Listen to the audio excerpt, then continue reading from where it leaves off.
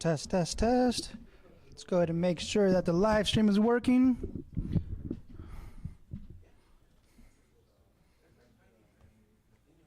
Let's go to YouTube.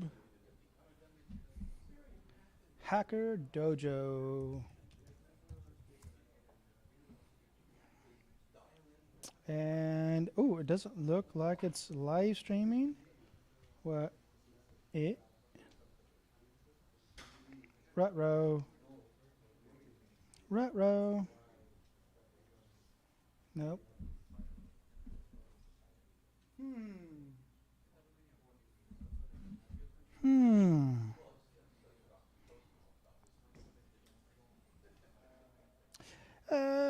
Tiana, we're not live streaming. The live stream isn't working. I clicked start live stream, but it's not working.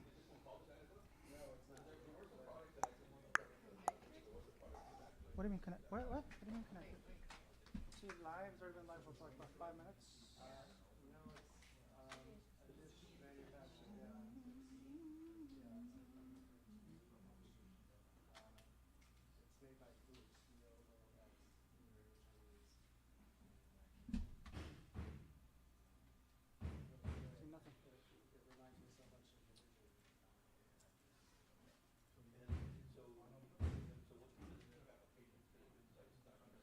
Oh, maybe the keys.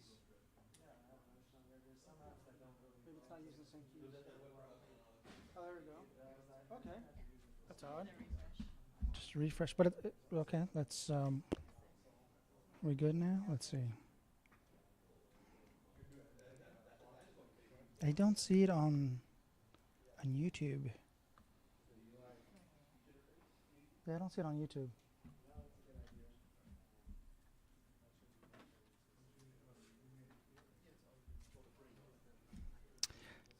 Technical difficulties. As always, every Friday we have something going on, but that's okay. We'll get it. We'll get through it.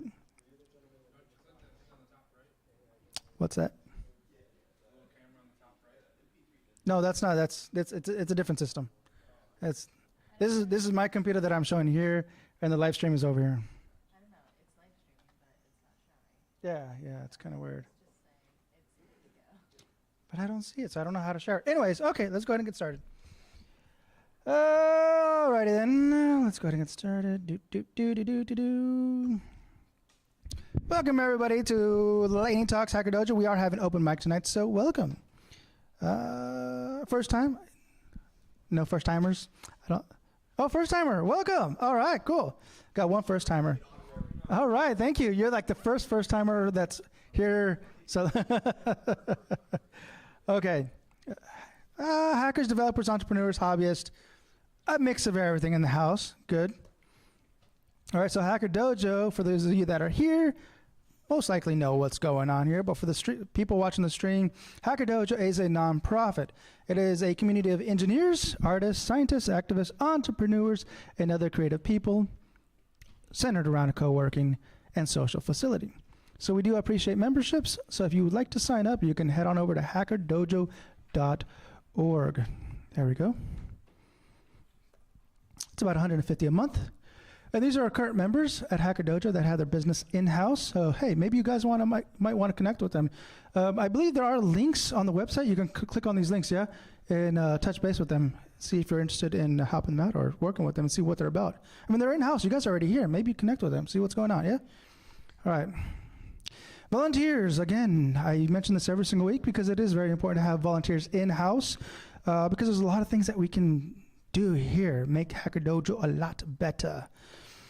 Donations are another important thing. Obviously, we're trying to make these projects, these programs, and expand Hacker Dojo as much as possible. So if you'd like to donate, there is the Venmo link there. Or if you have spare change, when we have pizza in-house, hot dogs, tacos, whatnot. We haven't had tacos in a while, Eric. Maybe we should have some tacos, Eric. Yes. All right. Donations, if you have some physical items, maybe on the list, you guys want to donate. Plants, I have not seen anybody donate some plants, and I've been asking for plants for a while. So please, if you have some plants, indoors, outdoor plants, bring them over. I I know Tiana will do the best and take care of them. They will stay alive. Upcoming events. Here's the upcoming events. Saturday, this is tomorrow. We do have programming club and programming time tomorrow at 1 p.m. So if you guys want to program or hang out with a group of programmers, which is pretty cool because it's a nice, chill, kickback, very welcoming environment. So if you want to hang out in the classroom with the group, and yeah, that's tomorrow, 1 p.m. Also tomorrow, Silicon Valley Front End Guild. This is actually something new, Tiana. Do you know what that is, Silicon Valley Front End Guild? In-house. Okay. Free computer tech support. If you guys have some issues with your computer, come on by. Sunday at 6 p.m. And of course, we have Python meetups every Tuesday, and they actually changed that. It was on Mondays, yeah? I believe it was on Mondays. They just changed it on Tuesdays. So yeah, come by Tuesdays. And yeah, data structure and algorithm studies. Free computer tech again on Thursday. Rust meetup. If you guys are interested in doing some Rust work, there it is. And of course, Friday, as we do every single Friday, we have lightning talks. And the big event coming up next week, and I made sure I put this down on here, is Hack Comedy. Hack Comedy is one of the biggest events that we have here every single month. It's super fun, adult rated, so make sure you leave your kids at home. Hang out with the fun people, all right? Hack Comedy, or Hacker Dojo links, you get to meet up the website, YouTube, Twitch, Slack, Discord, and Twitter. So if you're not part of the Discord community, this is probably one of the most important things I would highly recommend to connect with the Hacker Dojo community. This is where it's active every single day. Scan the QR code, join the group, chit chat with us. I'm there all the time. Okay, this is our group photo that we had from the hackathon. It was really cool. This is a small portion of the group that was there. There was probably about 3 times this amount of people. But yeah, look at that. It was awesome. All right, how much time do we have? And how many speakers do we have? Because I feel like I've never read this, and I've always wanted to read this. Okay, we have 3 speakers on the board. I've taken a lot of time to actually write this, and I never read this for months. And this is the first time we actually don't have that many speakers, so I'm a little embarrassed, but let's go ahead and try it. Welcome, Hacker Dojos. Excuse me, I already messed that up. Start again. Welcome, hackers. You hear me, Eric? Eric? Okay, here you go. Listen, I've been working on this for so long. Tell me what you think about it, okay? Here it goes.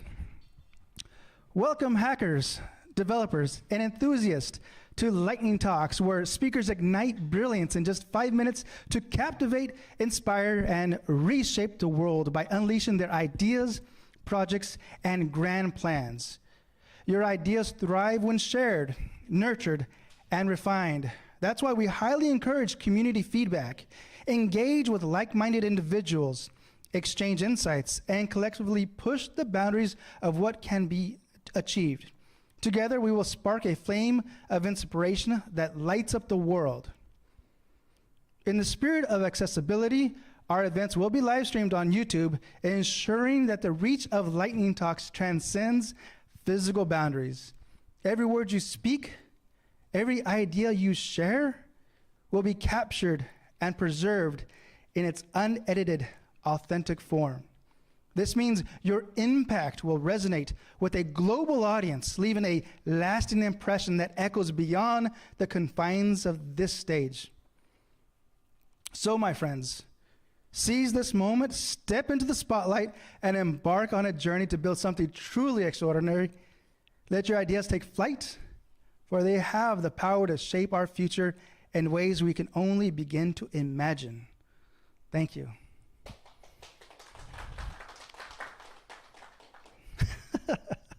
I'm blushing. All right, so with that said, we do have some speakers on the board. Our speakers will have actually 10 minutes. 10 minutes to pitch their idea, if you can do that. Everyone's stressing out because we have 3 speakers on the board. So if anybody else wants to jump on the board, you're welcome to come on up. No stress. Uh-oh. Yeah, with that said. Oh, actually, yeah, we have some time. Let me show you guys something real quick. So here is the Hacker Dojo Discord, yeah? If you guys head on over to Hacker Dojo, the Dojo photos, This is the photos. Every single week, I'm always taking photos and videos. This was from Ultimate Game Night last week.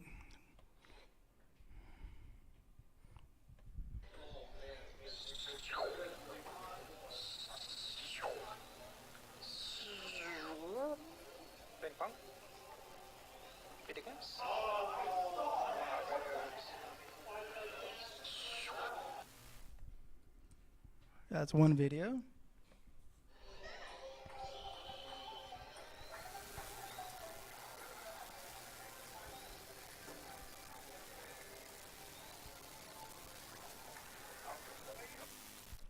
Yeah.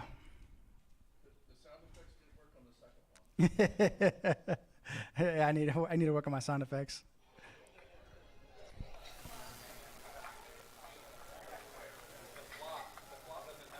Flip-flops. Notice that? Okay, here's a couple photos I want to show you. Yeah?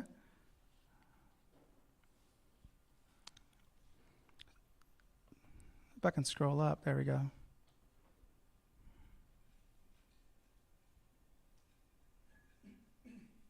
Cornhole RPG was super fun. If you guys haven't played it, it's definitely a fun game to play. I did like that. That was really cool. So every single one of these little characters here has a certain type of throwing style. You know, one of the animals you have to throw overhead. Another one is underhand. Another one with double hands. Another one you got to throw it behind. You know, another one you got to hold your leg and then toss it. It's really cool. And depending on, you know, you get it on the board or in the cornhole, you get points. And the idea is obviously to reach the quest points that are part of your quest, because there's a bunch of quests there. Yeah.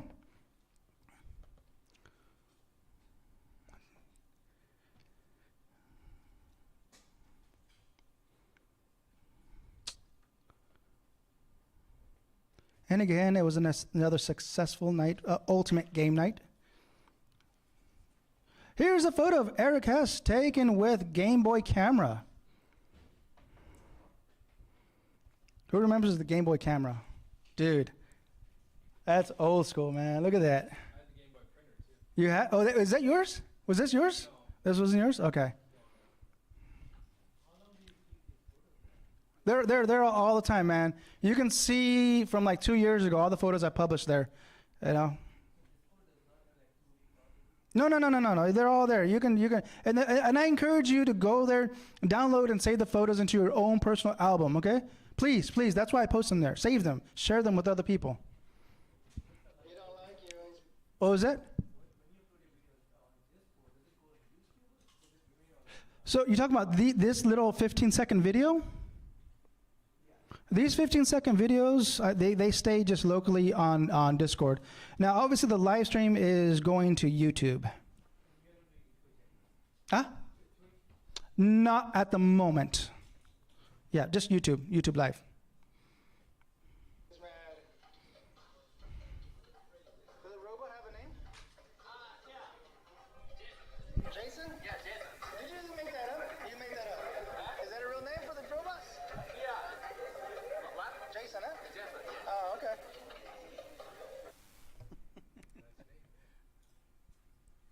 Should have called it Skynet.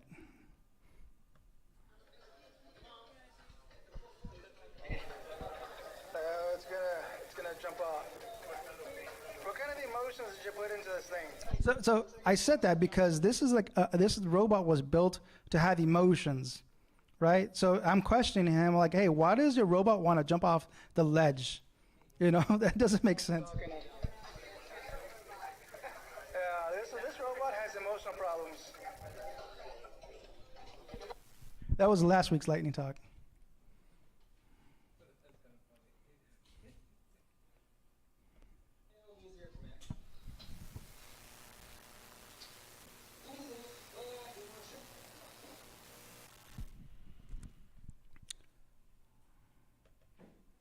And these were our speakers of last week. If you guys want their info, it's right there. So if you guys missed it, you guys want to connect with them, all the information's there. Good luck trying to translate that stuff. But yeah, it's there.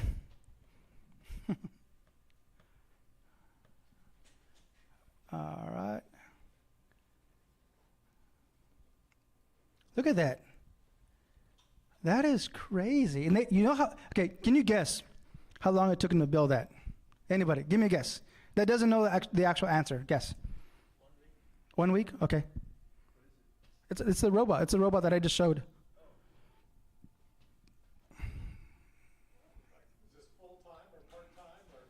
They built it in-house. Yeah, I think they just did this in-house. And yeah, they've been here for a few weeks. So that kind of gives you a hint. Yep. Yeah.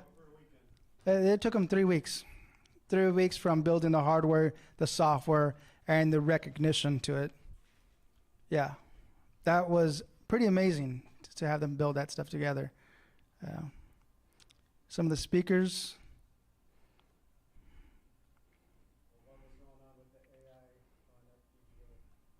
What was that? That was. There should be some photos here somewhere.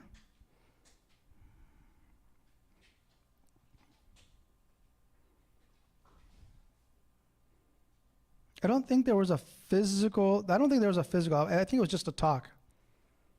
Yeah, I don't see anything physical. I think it was just a talk. Yeah.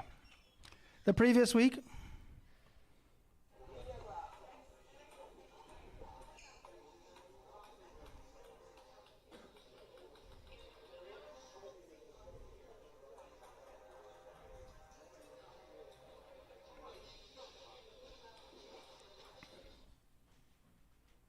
Some of the speakers.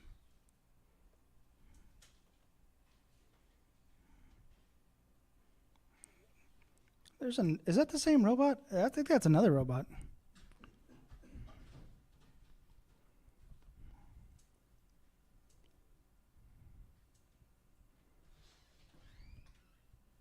Yeah, so again, hang out on Discord. Where's it at? There it is. Scan the QR code I showed you guys on the live stream. There it is. You can scan it right now, or head on over to hackerdojo.org. Go down to the bottom of the page. There is a Discord link there. So with that said, our speakers are going to come up now and have 10 minutes to talk about their project ideas or what they have going on. And we have Balaji coming up talking about sea levels meet SUV boat.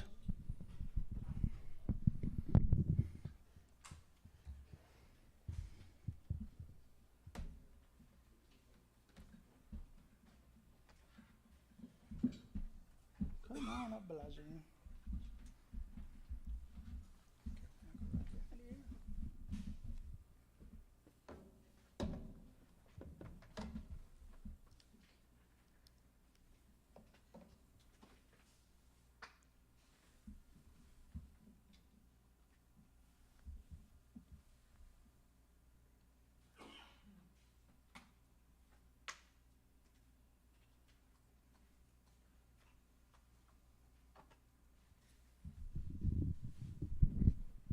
Hi, I'm Balaji. I am a software engineer working for different companies as a consultant. I worked some automobile companies also, like Toyota and General Motors and Cummins. So based on some of the interest in automobile industry and also life sciences, I have some life science background also in zoology. So I combined some experiment using Midjourney, how we can create a model which is a SUV at the same time boat. So what is the necessity of this one? So you have seen recently flooding in Libya and Hong Kong, those areas, and sea levels are rising sometimes some places. So in that case situation, the problem is to how to use vehicle as a boat at the same time the car. So like one concept one. So it is generated using Midjourney based on the mosquito bodies, I mean the model of the sleek model. So if you take the, it looks almost like a Tesla, but it has a different look of having the view deck because it is based on the mosquitoes parts. So some of the parts are combined. So you have a view deck on that. So in case heavy floods, they can escape on the top. Hope insurance companies covers that. And also, it has a very light body, and which is similar to the mosquitoes' lightweight, which can have a very neat construction, and also it has parts can be useful for floating, not like heavy stuff like trucks. So tires are like inflatable, like we use in the boats, which has the protection mechanism, like they have tires in the sides of the boats, like that. It can be inflatable, like airbags, so that it can float in case of the floods. That is one idea, but lightweight construction is like similar to the mosquito body, and multimodal mobility. So mosquito can fly and land at the same time it walks. So similarly, this can be a boat at the same time. It can drive dry land, wet land, both amphibian-like things. So other thing, aerodynamic efficiency. Its body is sleek because air resistance is less. One more advantage, I can say. And navigation. Mosquitoes has a good navigation skills using sensors. Similarly, it has a navigation in the back similar to autonomous vehicles. So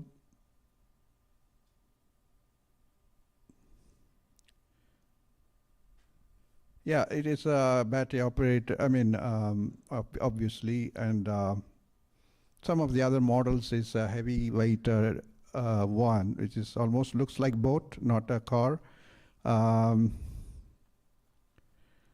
can be used as a truck.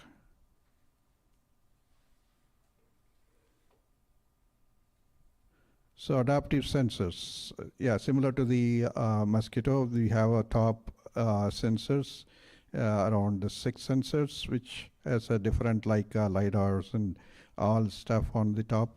Similarly, the mosquito has a lot of sensors on its head, like multi-eye and multi-dimensional eyes and things like that.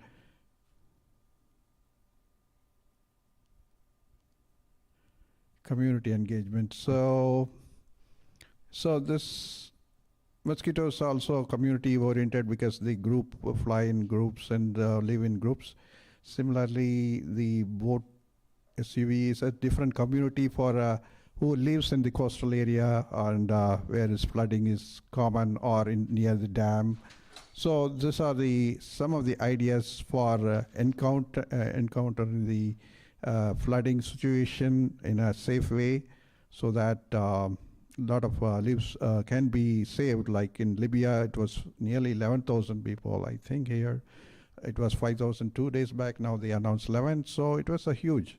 So in that type of situation, we can't predict. I mean, the dams, they said that it was dam bust because of the monsoon rain heavy. So something can happen anytime. So that type of situation, we have to be ready with that type of solutions. That's all. Thank you. Any questions?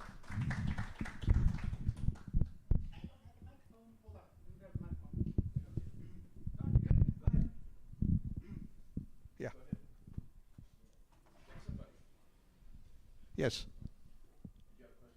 Any question? I wanted to know, does this product function with the drone Panjo jet that you presented in the past and the Scrumba? Or do these products work together? Oh, okay. You mean the other one? Okay. It's possible. I mean, you can fit drones on the top in case they want to survive this situation, which is safe place. Yeah, extra attachments we can add. That's a good point. Yeah. Okay, thank you. What's the propulsion and when it's operating? What's the propulsion when it's operating in boat mode? Propulsion. I have to work it out. That. All right, anyone else? All right. Thank you. Thank you. Well, guess what, Balaji? I think you have another 5 minutes left. No, it's okay. All right. We'll let him go. Thank you, Balaji. Thank you. Okay, our next speaker. I'm dying. Those chips, bro, try that. Man, that chip is killer. You're not ready? Okay, you can come up, man. Take your time. All right, we got Jason talking about TV feeder.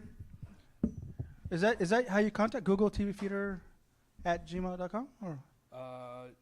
Just if you search that, if you search for okay. TV feeder, you should be able to find my Perfect. social media.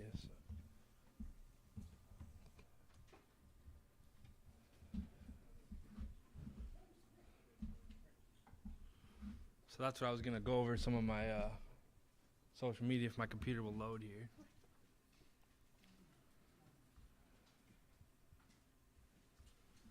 And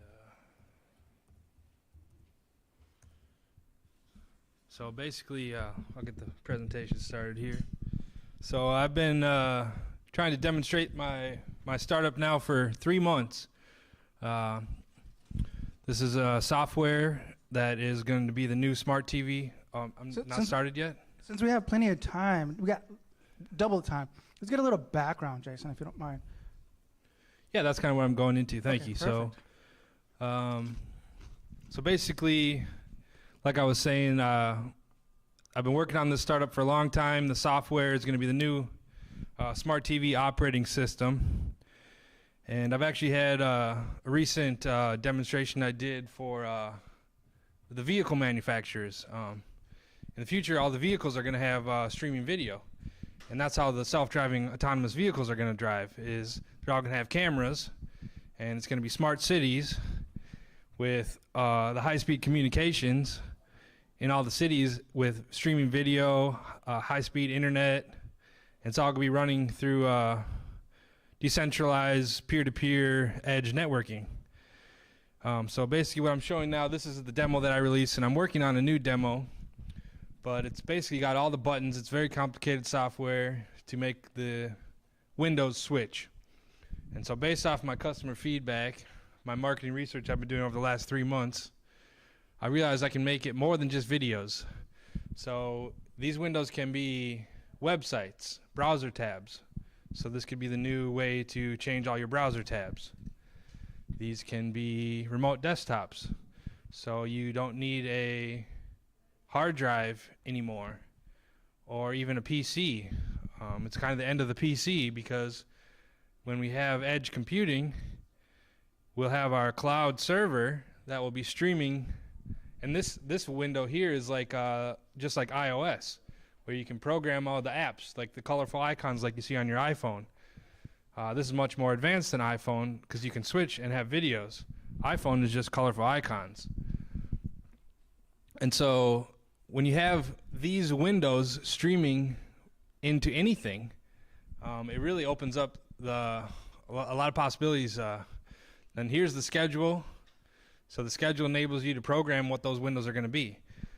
So let's talk a little bit more about what you can put into those windows. So we're going to do, like I said, remote desktops, so that you don't need a computer anymore. You just are streaming to your edge computer, which you can actually rent out to other people. And that's where the blockchain comes in, is you can actually rent your computer to other people that way when you're not using it. Maybe somebody in the other side of the world can be using your computer at night. And that way we only need half as many computers. So that solves the problem of the chip shortages. Because also it means that computers will never become obsolete, because they can be managed services that will always be updated in a data center. Now, as far as the data centers, that's something I'm really passionate about, because basically what we have is Amazon, Netflix, Google, Microsoft, Facebook. Those are the main people that are the big tech companies, the FANG companies. You hear about the big tech. So they control all the data centers. They control all the money, and they control the internet, which is related to the advertising. Now, other than the oil industry, my opinion is advertising is the most powerful industry in the world. We see advertisements everywhere we go, on billboards, TV, radio, and of course the internet. And the internet is basically run off these data centers by these big tech companies that get all the advertisements. So that's why I'm also going to be decentralizing the advertising business. Again, another blockchain use case. So these windows will know who your friends are, will be able to put their commercials, and the local businesses. So we don't have to watch these commercials from these big tech companies and these big corporations, where it'll help the local economy. One famous example that was in the news in the last decade was how Walmart would go and shut down all these small towns. You know, the Walmart would come in, and the mom and pop shops would be put out of business. Well, if we can get the advertising for those mom and pops, they can advertise directly to their customers with no middlemen, no big tech, big media controlling the advertisements. And then they can sell direct to their consumers. So we have the users that want to, and then with the power of internet and delivery services now, with the delivery has already been decentralized with these people that sign up on the app, and then they can do deliveries. So we can have the mom and pop stores deliver right to the consumers and compete with some of these big box stores that are actually going out of business too, because of, so maybe people like that are craft creators, like one of the most famous ones is Etsy. They can deliver through they can make their own commercials, and they can deliver right to their local customers. So that's just one way that the advertising can be decentralized. And so let's talk about another use case. Definitely what I want to do is nightclubs, DJs, concerts, musicians, and comedians. Just like now, we're live streaming on YouTube. There's no reason that every nightclub, DJ, comedian, and musician, etc. can have a camera, and they can sell an infinite number more of tickets, virtual concert tickets to people. So we could have all your favorite nightclubs on here, or all your favorite comedians in different cities. You can see like, oh, there's a nice concert in Atlanta tonight. And you pay the NFT for the ticket, and you can watch that. Or say there's your favorite comedian over in New York City, or the Broadway play, and so you can tune in. So this is why we need more live streaming, video cameras everywhere. And like I said, what that leads to is the smart cities and the autonomous vehicles, because the autonomous vehicles are going to need to have computer vision with streaming video to be able to communicate to each other.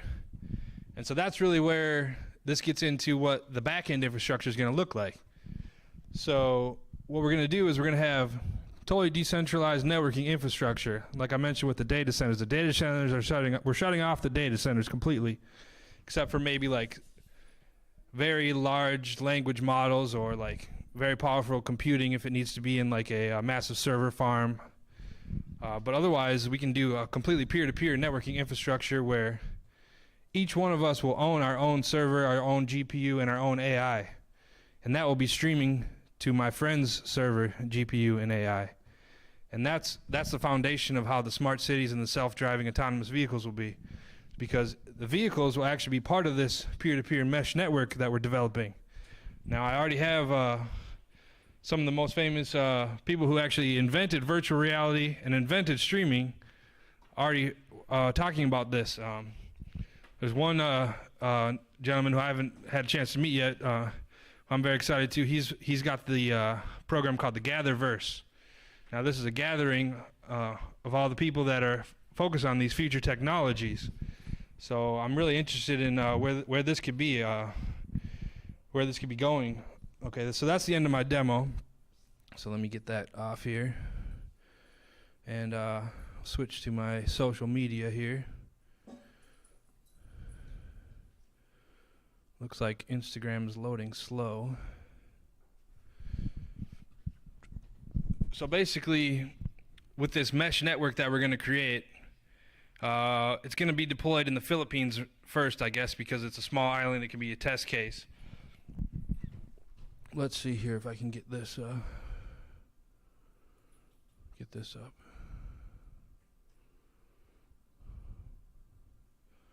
just so I can show some of my posts here on Instagram. I've been going to a lot of networking events. I've been going to a lot of presentations. I'm trying to get as many people that can help me create this future with the streaming and the smart cities. So, sorry, this isn't loading, but what I was saying about the mesh network. So, imagine if all the vehicles are part of the internet, and all the vehicles are inputs and outputs for all these videos. Now we have unlimited communication throughout the whole world.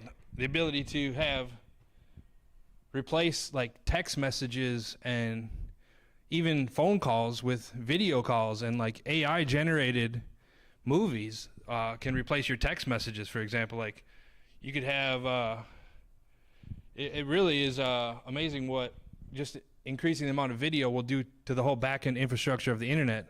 And they're already talking about how some of these like major, like I was talking about the big tech companies, they've built that infrastructure based off these text messages, not off videos. So that's what's really exciting about Web3. I see crypto as a very small part of what Web3 is massive, that we have not even come even close to doing what Web3 can become. And so here you see a few more of my demonstrations. Like I said, we could do the nightclubs in LA. Here's the new demo that's coming out very soon with sports and sound, and people are going to start being able to click all these channels and move all these channels around and switch the sound. So that's all the time I have for today. But TV feeder, thank you. Thank you.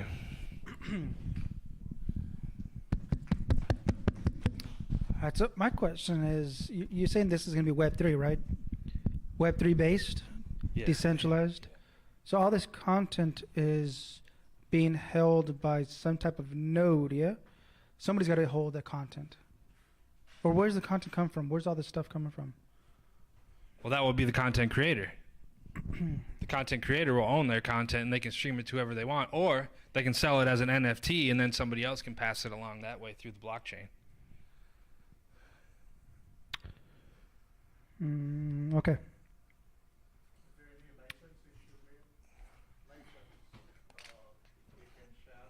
It's definitely disruptive to the current licensing model, which is based off advertising, one to many. But, for example, if you are the content creator, you can sell that initial copy for as much as you want. And then it will just get, the price will actually increase as it goes along, but it'll be divided. So the next person in the blockchain will increase the price, but sell 2 copies, for example. And then those 2 people will increase the price, but be able to sell it 4 times. And so that's why it'll very, very rapidly, within like the matter of 2 seconds to 4 seconds to 6 seconds to 8 seconds to 10 seconds. Now all of a sudden it's already like at 100 copies, and the economics are actually more valuable for the original content creator. Can put a very high price on their original, and then it actually help the economy of scale that way. Yeah. Nice presentation. Now, let me say, though, if I was an investor, I'd be very concerned about this presentation, because you're all over the place. I mean, you're talking about smart cars and stuff, and I would be concerned that if I gave you any money, I'd want to know if you'd still be in business 6 months from now. And nothing you're saying here gives me confidence in that respect, because you're shooting so incredibly high, and it doesn't seem like what you're doing has any relevance to some of the things you're saying. I would be really careful about that, because investors are going to hear that, and they're going to they want to know what you're going to be doing in the next. They want to know what you're going to do with money they give them, and they want to get a sense of whether you'll even be in business a year from now. You know. So I guess your question is, how does this relate to smart cars? And well, I don't know if I have so much a question as much as I would suggest that you change your approach, because You know, are you trying to start a business or not? I mean, or are you talking about some great big revolution? It seems like it's two different conversations. Yeah, the business model is the streaming entertainment platform that I've developed. Okay, how are you going to make money from that in the next year? We're going to do subscriptions, advertisements, pay-as-you-go, pay-per-view. Okay, but do you have a target market? I mean, who really needs this so much that they're going to pay you enough money to stay in business? Yeah, I think it's anybody that uses like phones, TVs, tablets, computers, and wants to watch videos on them, which is a massive market. We can, like I said, we can do video games, we can do concerts, we can do sports. Are you going to give it away free at first? The advertising will be there. If there's free content, definitely there will be with advertising, just like the linear TV always used to be. Well, is that a software product that people can put on and they can put on anything in there, or is it just a website where everyone sees what we're seeing there? It will be curated what's on there, yeah. Oh, okay. So it's more of a website where there's all this stuff going on. Yeah. And as far as like it being something that somebody can customize, that's the key feature, is all the buttons. You can customize what all the windows then are. they do put their own stuff on there. Yeah, and that's actually what I'm coming out with next, is being able to connect your camera to one of the windows. Okay. All right.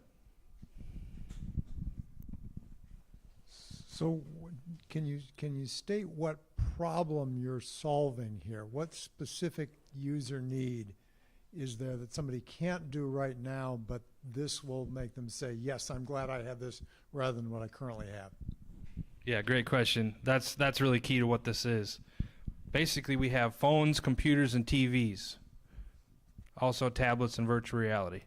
Those are my main screens. I call them screens, any screen. And so each one of those screens has a different operating system. Phones use iOS or Android are the two popular ones.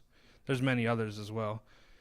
TVs use WebOS, Google, Amazon, Roku. Those are the most popular ones that come to mind. Computers use either Windows or Mac. Usually Linux is popular also with many people. What this can do is connect all those, converge all those. You don't need a phone, a computer, or a TV. It's all the same. It's just a screen. Who has that problem, and do they know they have it? Like in the future, your phone will just be a camera and your computer will just be a microphone.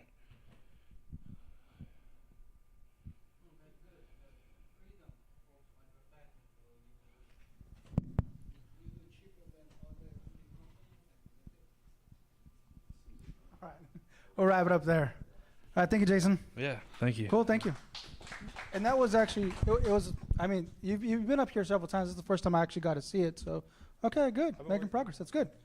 All right. Next, we got James coming up, H2O Confusion.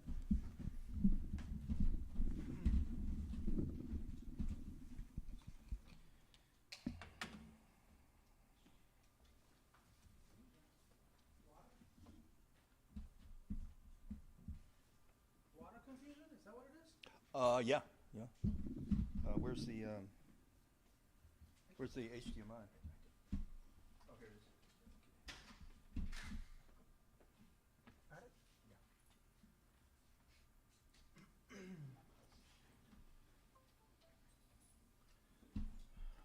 Okay, great. All right. Hi, my name is James McGinn. I am president of Solving Tornadoes. The purpose of Solving Tornadoes, as the name suggests, is to solve the science that underlies what many people consider to be something mysterious about tornadoes. I've solved that problem. And the second part is to actually mitigate them, to actually, find a way to reduce their destructive potential. So that's what Solving Tornadoes is about. And I was able to make these breakthroughs in our understanding because I figured out water. Okay? Now, what they won't really tell you in academia, if you do study water, is that they're confused. They made mistakes in their comprehension of it. And I'm going to show you Well, I'm going to show you, I'm going to describe their characterization of H2O. And then I'm going to maybe give you a sense of what are called anomalies. Anomalies are things that their theory predicts, but that don't work. And then I'm going to describe you the correct understanding of H2O, and I'm going to try to make a case that my understanding actually resolves some of these so-called anomalies. And the first thing I'm going to do here is we're going to look at a phenomenon that's referred to as non-Newtonian fluids. And let me go ahead and start playing this video here. I'll describe what's going on.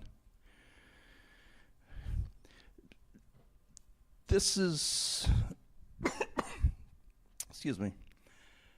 This is a video at University of Chicago. And this is a student, and he's dropping a device into a vat. And the vat is filled with, well, let me explain. The vat is filled with cornstarch and water. I think it's about equal amounts.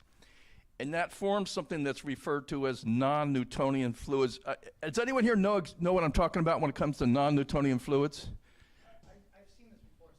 So You kind of know what it's about? Well, let me make sure that it's very clear to you. Now, he drops this ball into it, and you'll notice that when the ball, well, here's a little better explanation of it.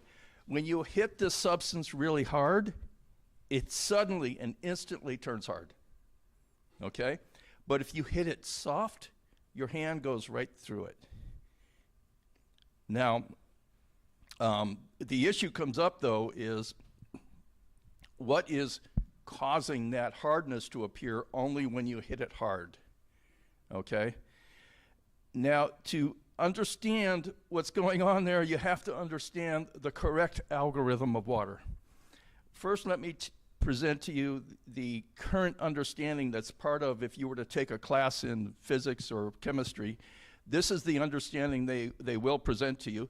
They will say that water is a polar molecule, okay? And then they will, and that will kind of be the full explanation, and then they will give you demonstrations of how it,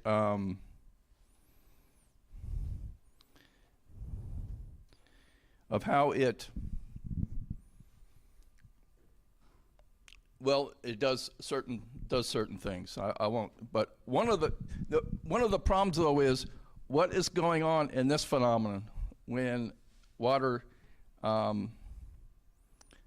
Oh, okay. Now I remember where I was going with this. The current understanding of H2O is that it is a polar molecule. Now, the correct understanding, the one that I figured out, is that it is a polar molecule, and at one and the same time, it is a solvent of its own polarity at increments of its number of hydrogen bonds it shares with itself. Okay, it shares with other H2O molecules. So each H2O molecule can be surrounded by 4 others. And when it is, the polarity of the H2O molecule drops to 0. And so what happens in this instant, in what we call non-Newtonian fluids, is that before there's force applied to it, the molecules have enough attraction to each other that they're able to surround themselves with each other enough that they have very low polarity. Now, what happens when you hit it real hard, though, is that the starch molecules get up and in between the H2O molecules. And they only do it for an instant, because as soon as that force is stopped, they will reform again. And when they are broken, when they have broken bonds, they now have polarity. Because you see, H2O self-neutralizes its own polarity when it gets together with itself. Now, I'm sure there's some programmers out there. Let me kind of throw out this kind of rhetorical question. If you were to use a constant in your program in the place of what should be a variable, what's going to happen to your program? Well, a number of things are going to happen, but it's not going to do the things that you want it to do.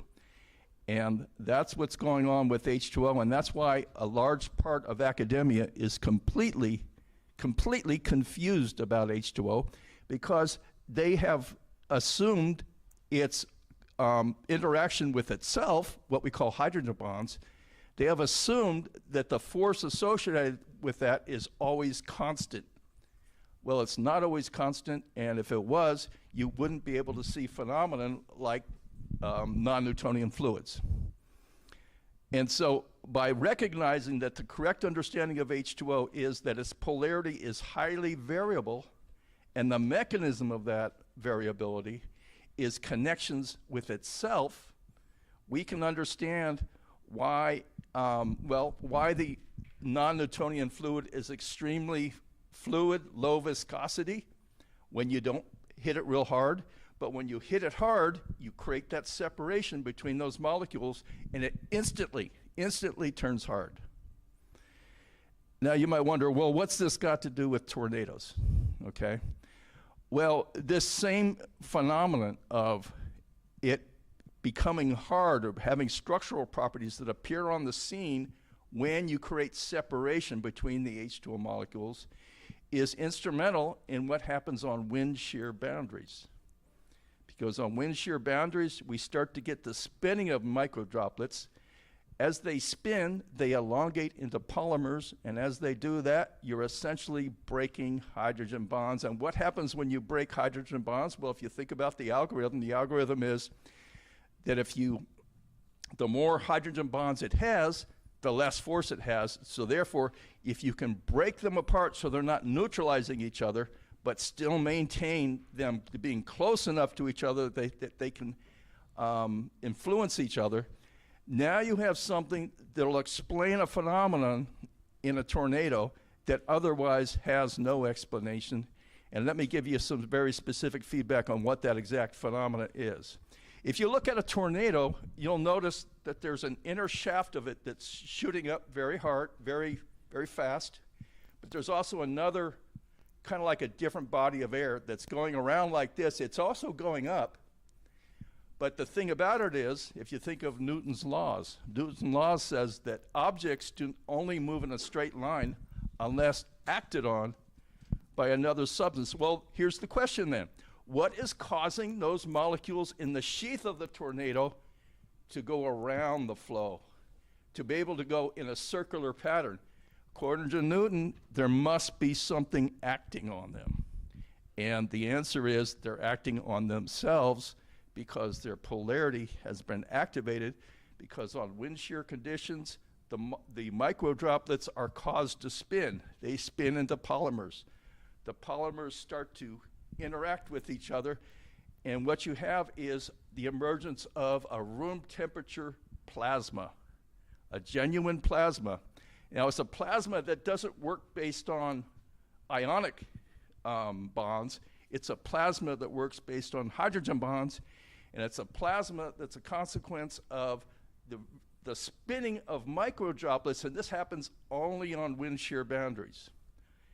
And this is the reason why there's so much confusion about what's happening in the atmosphere. There really is a lot of confusion amongst meteorology as to what's happening in storms. And the reason is because they haven't figured out that vortices are the delivery mechanism of the low pressure energy that arrives at the location of the storm, and its origin is the jet stream. So that's the way the atmosphere works. And vortices are the passageway for the low pressure energy that arrives at the location of the storm.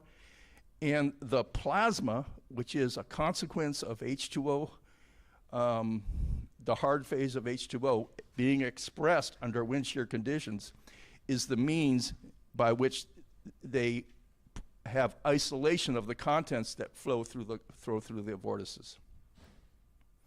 So I threw a lot of stuff out there. Sorry about that. There's a lot of details there.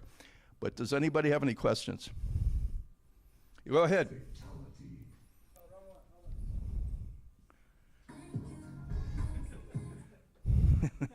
Okay, that's Back not there. I tried. Back there. Okay, where are we at? Fatality. Excuse me.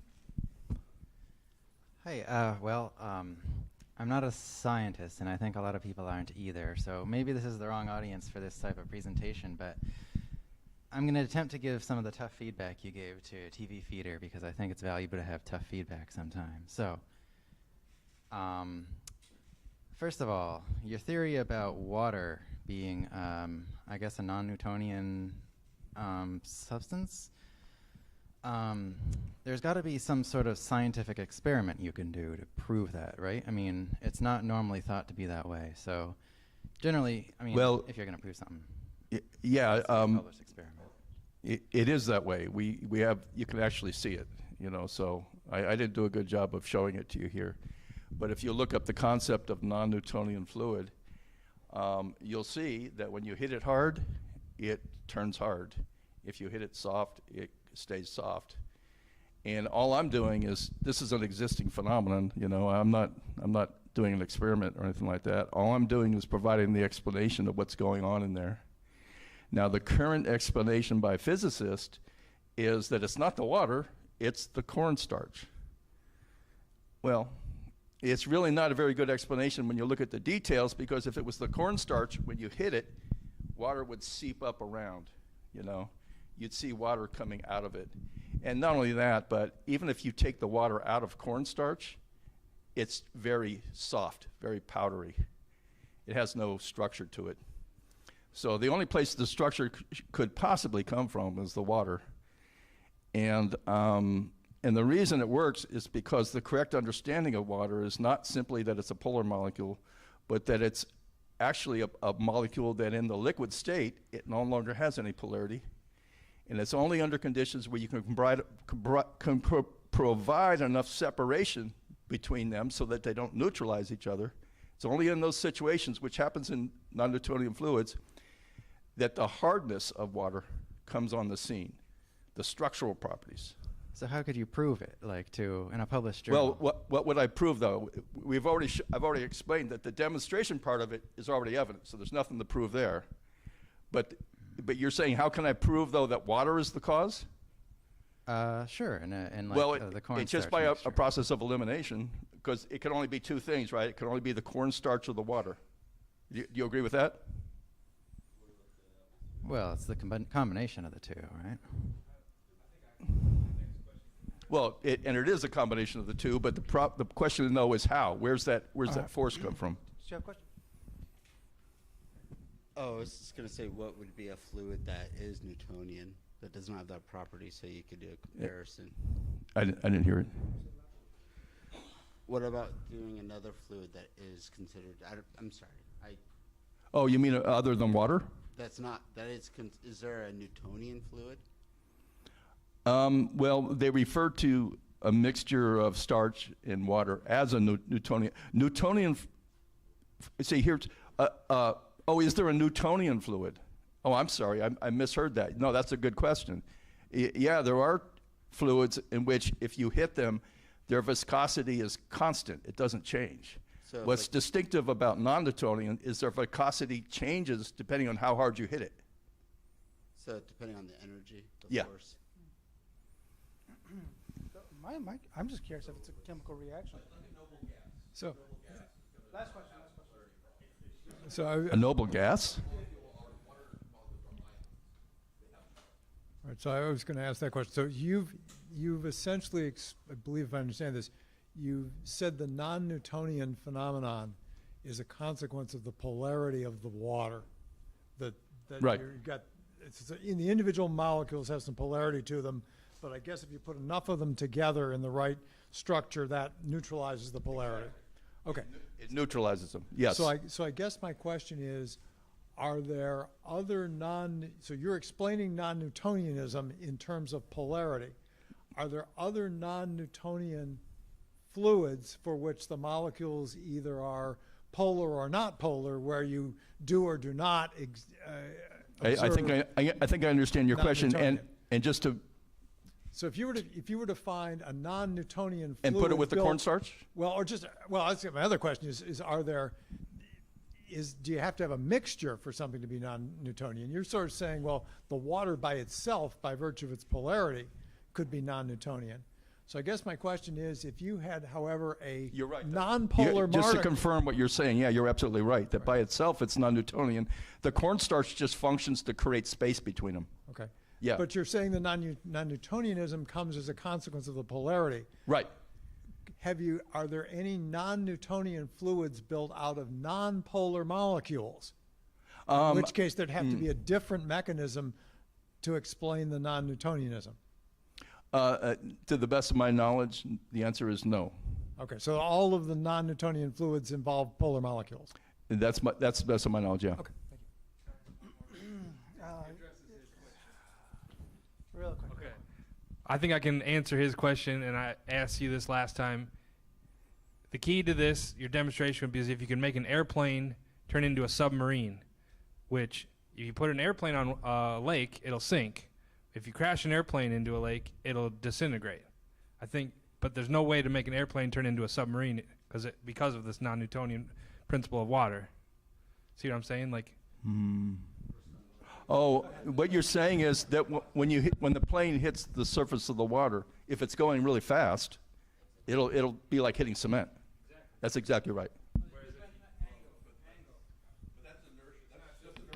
No, it's not just inertia. If it was just inertia, it wouldn't matter.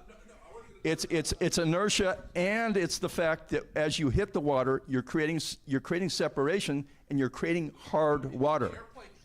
So yeah. So yeah. So yeah. No. So it disintegrates because the viscosity of the water, when you're going that fast, and you hit something that fast, like when you're going off a diving board, right? And let's say you Can hit, I interject you for a hit second? badly. Yeah. So the definition of a non-Newtonian fluid is one that has a shear rate that is not linear.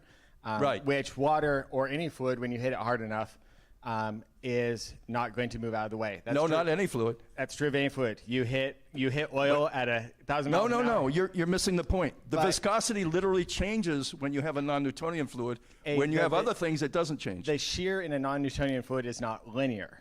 So it changes based on... The shear is not linear. That's what a non-Newtonian fluid is. Right, and the shear in... wait. The shear in other things is linear, right? In a Newtonian fluid, the shear is linear. So if you hit a plane... No. Oh, in a Newtonian fluid, it's linear, Yeah, right. so when you run a plane into water, for example, at 500 miles an hour, that shear is predictable at 500 miles an hour. If you run it in at 300 miles an hour, that shear follows that same linear shear, which... It's not linear, though.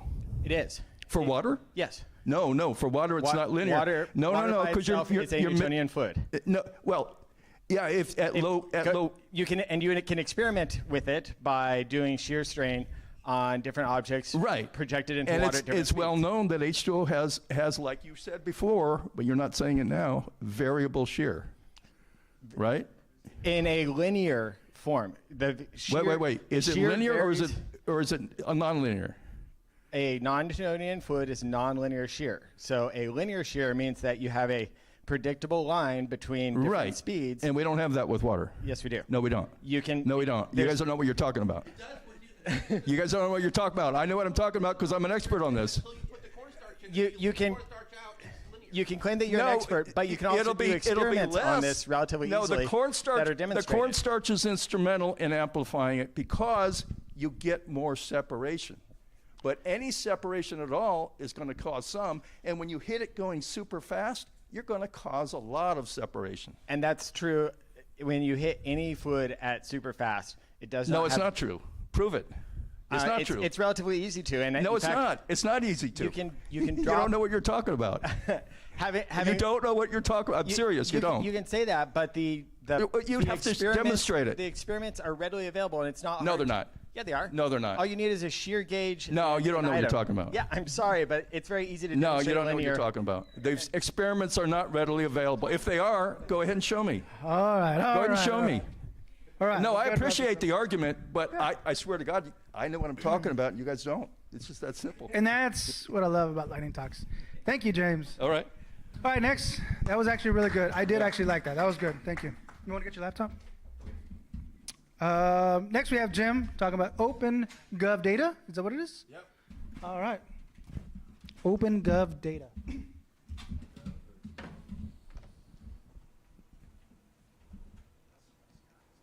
I know, bro. That's why I was like, try this, try it.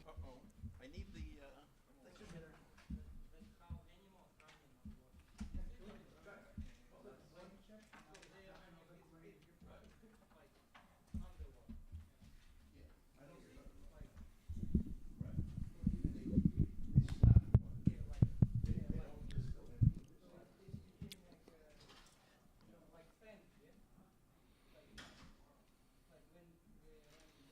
Oh, that's not going to work.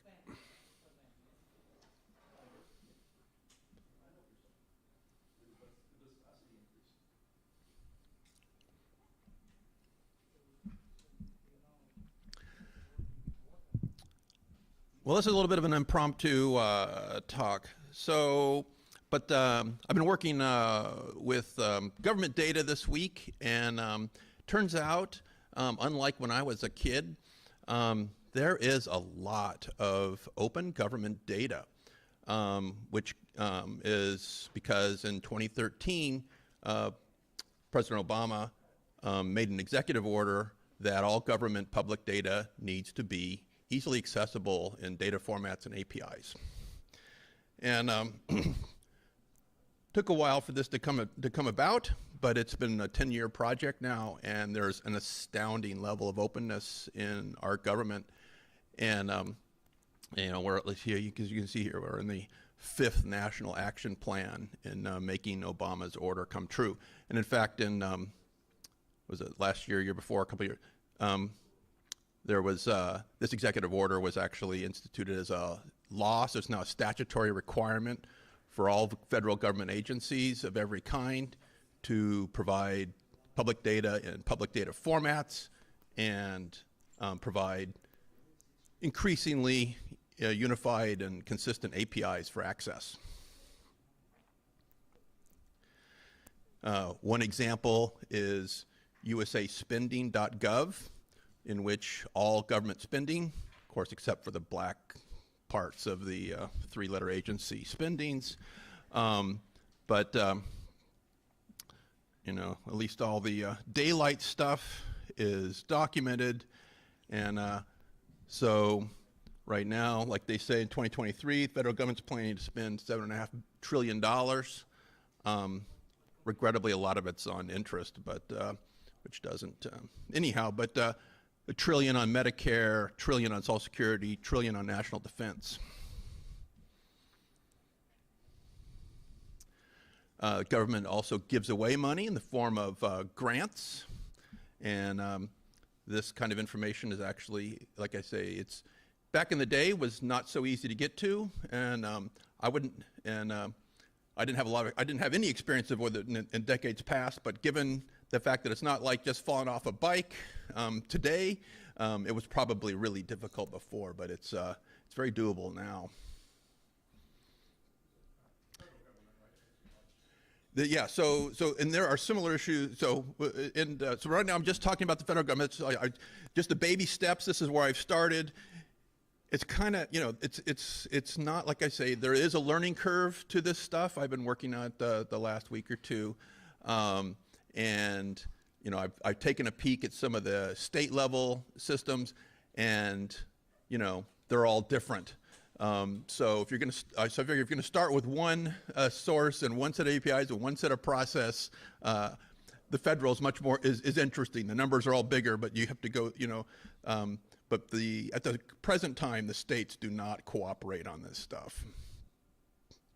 And this is, like I said, I guess it's 2018. Yeah. So that executive order in 2013 has evolved into federal law. So all the agencies are required to do this, and including, you know, this includes data science and all the policies they decide that are based on data science.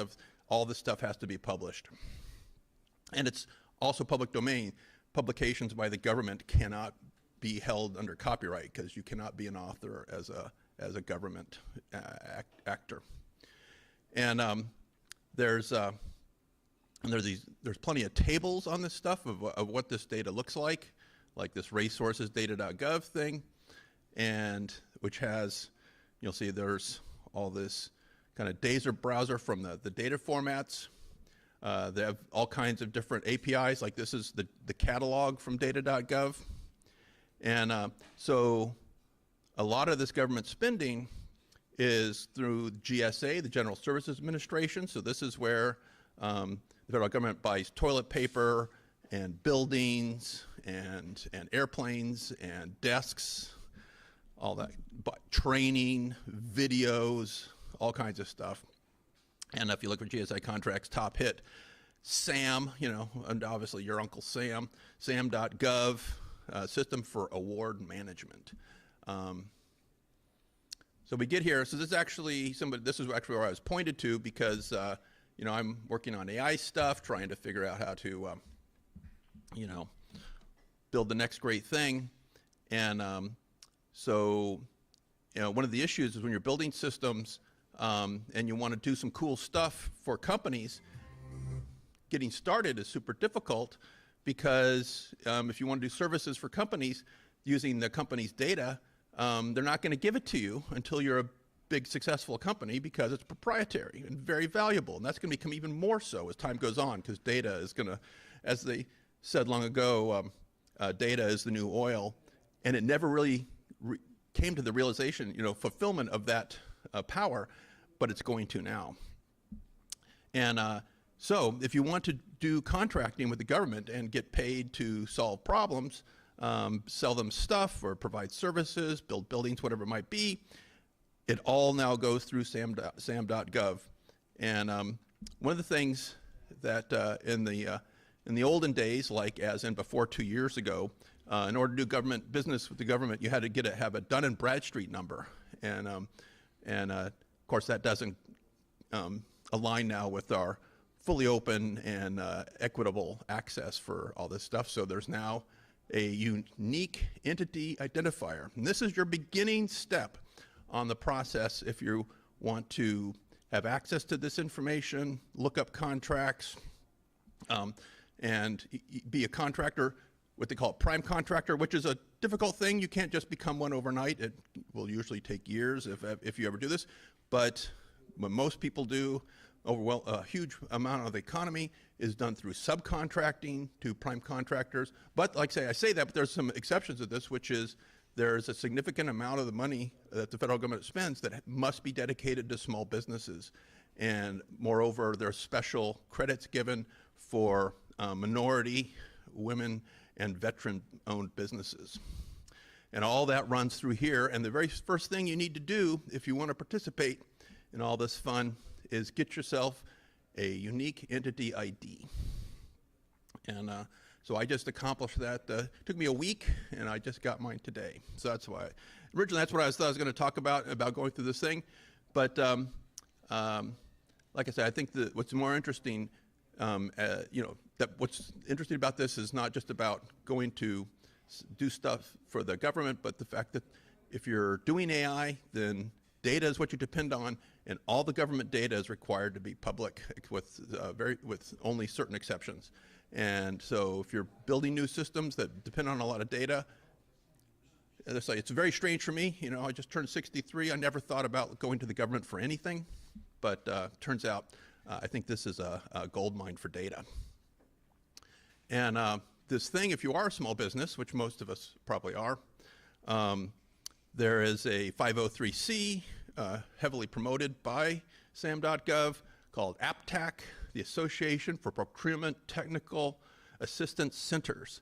And they are specially set up, and they're generally operated in cooperation often with local universities and stuff to help you as a small business person get into this process and probably maybe avoid some of the potholes that I've fallen into just trying to do the first simplest thing. But you know, like I say, you know, PTAC has helped small businesses get 56,000 businesses get $24 billion in contracts. And so like I say, so the big picture for me about this is, you know, I've known, you know, since almost 6 months that thanks to ChatGPT 4, all jobs involving a screen, a mouse, a keyboard, and internet connection are now all fully automatable. And then sometimes people would ask, well, so what kind of jobs will the humans have? And I've not had an answer until I thought of this on Monday. And we're going to get our money from the government. Whether you're a prime contractor or a subcontractor, the answer to the coming collapse in spending in the private sector is, you know, the DoD and the other government spending is the world's largest social welfare program. And so that's where you're going to get your money, is contracting with the government. And it sounds respectable. It's not socialism, it's capitalism. You got a contract, you're doing work. Thanks.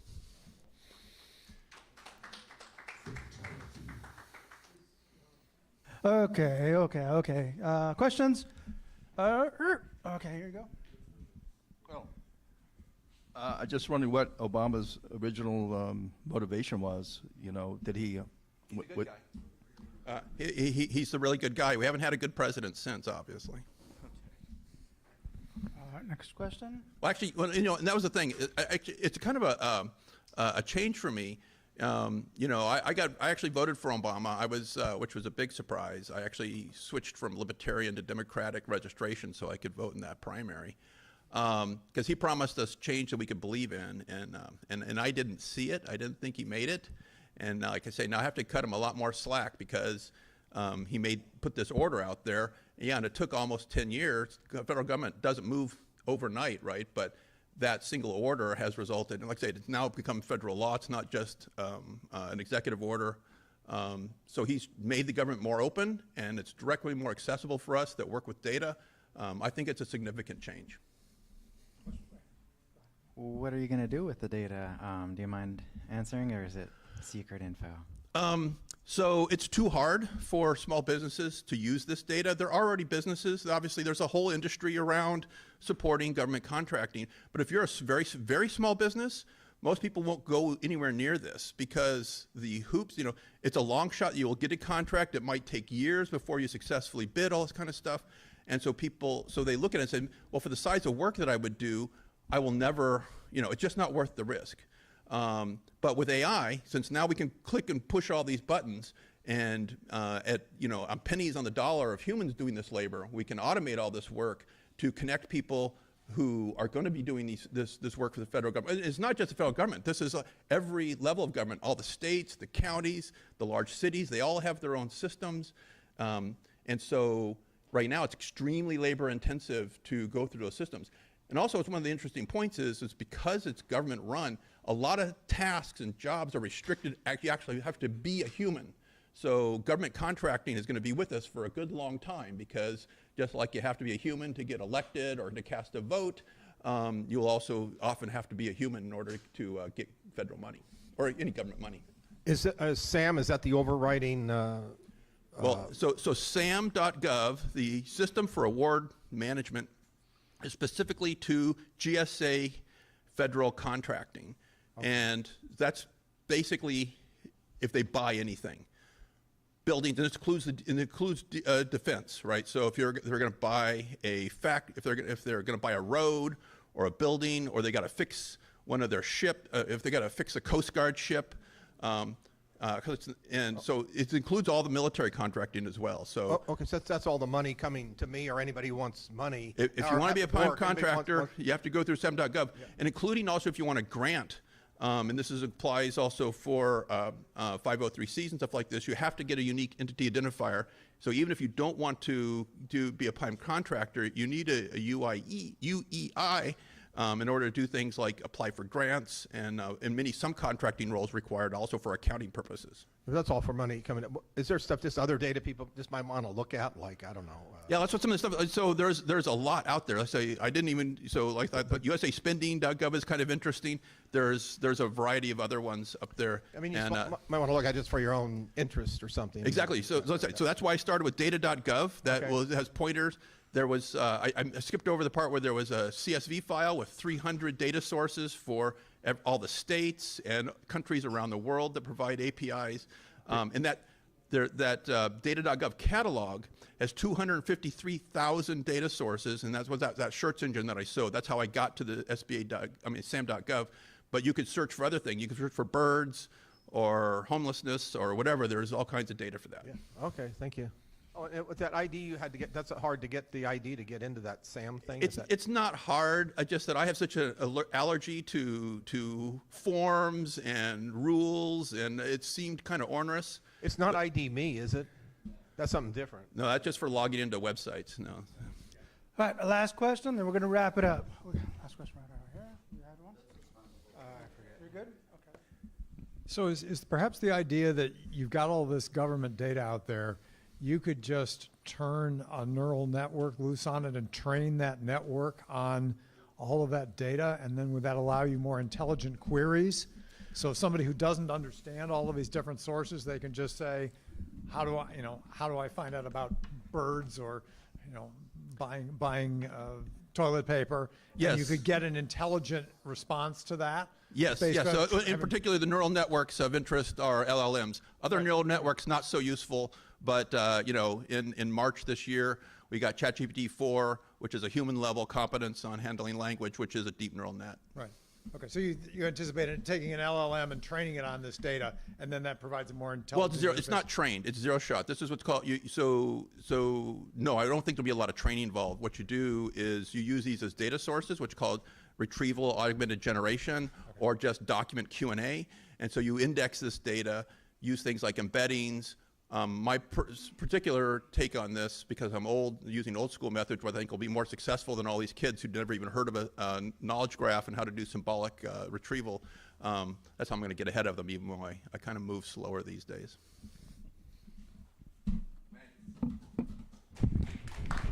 All right, thank you, Jim. All right, before we wrap it up, I want to let you guys know that on Discord right now, on the Lightning Talks channel, there is some options here to decide what we're going to theme next week. We have Space Night, robotics, startups, women in tech, web dev, blockchain, crypto, games, AR, and VR, right? Click on one of those little buttons there, one of those emojis, and obviously we'll accumulate those. And the more that, there's hot dogs. Make sure you guys get your hot dog, okay? Click on one of those, and that'll be the theme for next week, all right? Please, I need you guys' feedback. It looks like AR and VR is winning right now. So cool, yeah. Let's see what happens in the next 48 hours, and then we'll put that on the meetup. So that'll be themed. It's going to be every other week, right? So it's going to be themed, non-themed, or open mic. So today was open mic. Next week's going to be themed, and then we'll have open mic and then themed. So let's have some hot dogs. That's our theme for right now. All right. So with that said, the number one rule is be excellent to each other, and have a good night.